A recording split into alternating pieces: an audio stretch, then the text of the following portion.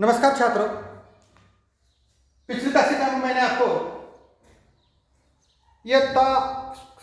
कक्षा 8वीं विषय हिंदी में मैंने आपको जो कविता है उसका नाम है ये मातृभूमि। हे मातृभूमि, इस कविता के जो कवि है राम प्रसाद बिस्मिल, और इस कवि ने इस कविता में जो आए हुए उनका जो परिचय है उसके साथ साथ पद्य संबंधी मैंने आपको जानकारी दी है और उसके साथ साथ उस कविता का मैंने प्रकट वाचन किया है। आज मैं आपको यहाँ इस कविता में आए हुए जो पंक्तियाँ है उसका मैं आपको सरल अर्थ बताता हूँ। उसके साथ और एक जानकारी मैं देना चाहता हूँ कि इस प्रस्तुत कविता में जो प्रसिद्ध क्रांतिकारी और स्वतंत्र सेनानी राम प्रसाद बिस्मिल ने अपनी प्यारी जन्मभूमि के प्रति अपनी जो भक्ति भावना है उसके साथ साथ उन्होंने प्रेम व्यक्त किया है।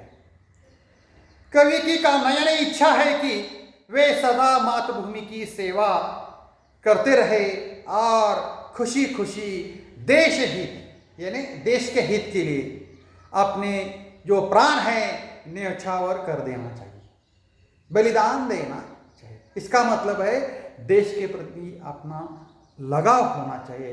ऐसी विचारधारा यहाँ उन्होंने प्रकट की है। देखो छात्रों, पहले जो पंक्ति है वह यह है, हे मातृभूमि तेरे चरणों में शीश नवाऊं, मैं भक्ति भेंट अपनी तेरी शरण में लाऊं।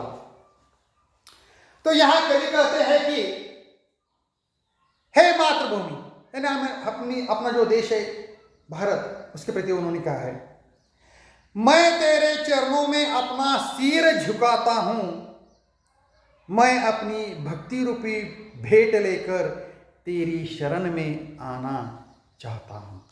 उसके बाद अगली जो पंक्ति है वो है, माथे पे तू हो चंदन, छाती पे तू हो माला, जीवा पे है गीत तू हो मेरा, तेरा ही नाम गाओ, तेरा ही नाम गाओ। देखो, इस मातृभूमि को उन्होंने क्या कहा है? मां कहा है। वे कहते हैं, मां मेरे मस्तक पर तुम्ही चंदन के समान विराजित हो।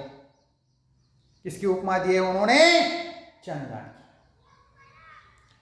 तुम्ही मेरे हृदय पर माला के समान सुशोभित हो। मां, वे बार बार मातृभूमि को क्या कहते हैं?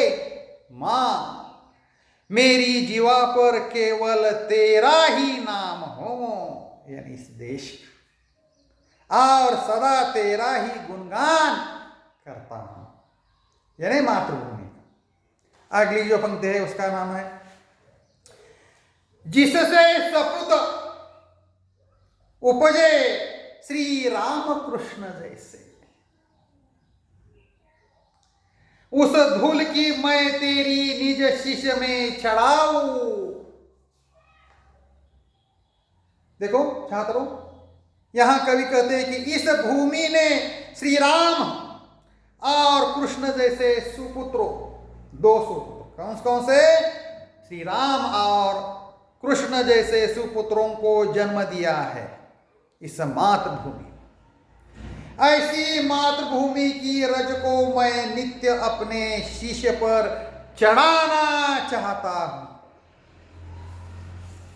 उसके बाद अगली जो पंक्ति है, माई यानी मातृभूमि, समुद्र जिसकी पद रज को नित्य धोकर करता प्रणाम तुझको, मैं वे चरण दबाऊं। यहां कवि कहते हैं कि हे मां, बार बार वे कहते हैं मातृभूमि को, हे मां, समुद्र सदा तुम्हारे जिन चरणों को धोकर तुम्हें प्रणाम करता है, मैं उन चरणों को दबाना चाहता हूं, उन चरणों की सेवा करना चाहता हूं। और अगली पंक्ति है, सेवा में तेरी माता, मैं भेदभाव तज कर, वे भेदभाव नहीं मानना चाहते। वह पुण्य नाम तेरा प्रतिदिन, यानी हर दिन प्रतिदिन सुनू सुनाऊ, सुनू सुनाऊ। वे यहां कहते हैं कि हे माता, मैं हर तरह का भेदभाव त्याग कर, ये जो भेदभाव है आपस में, वह त्याग कर तेरी सेवा करना चाहता हूं। मैं चाहता हूं कि प्रतिदिन, हर रोज तेरा पुण्य नाम ही सुनूं और दूसरों को भी सुनूं, और दूसरों को भी सुनूं। और अंत में जो पंक्ति है वह यह है, तेरे ही काम आऊं, तेरा ही मंत्र गाओ। इसका मतलब है सब कुछ तेरा, मन और देह तुम पर बलिदान मैं जाऊं। देखो महत्वपूर्ण ऐसी यह पंक्ति है, अंत में जो पंक्ति है वह बहुत ही महत्वपूर्ण है।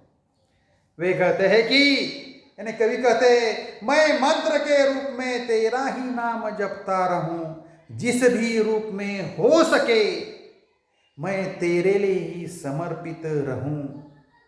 मैं अपना तन और मन सब कुछ तेरे लिए बलिदान कर दूं।